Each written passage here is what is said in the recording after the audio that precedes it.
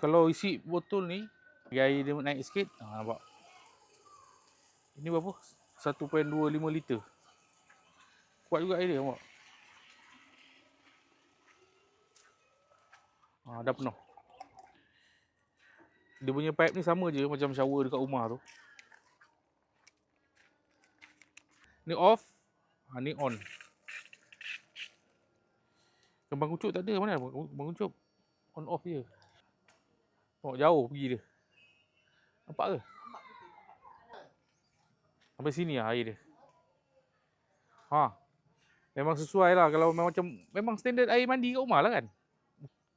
Mungkin slow sikit lah kot dia punya tembak dia ni. Pasal apa kat rumah saya dia punya tu lagi kuat. Lepas tu dia ada mode untuk slow sikit. Nampak? Ni slow. Ni laju. Ni slow.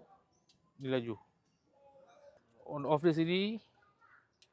On off. Lepas tu sini dia punya nak slow ke nak laju. Sini type C boleh buka ni lah. Lepas tu dia boleh rendam dalam air.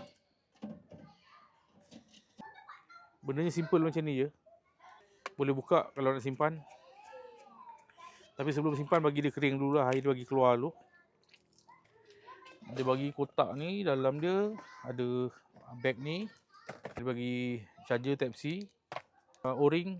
O-ring untuk ni. Kalau misalnya kata yang ni hilang ke tanggal ke kan. Dia ada spare dia. Dia jual kat hardware benda ni. Boleh lekat kat sini. Ni. Pasang sini. Ni. So kalau nak mandi boleh lah. Boleh sangkut kat sini. Contoh.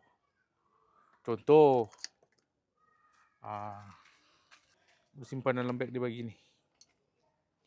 Masuk balik dalam ni. Okay dah. Tu je. So kalau korang nak beli, link saya ada sediakan.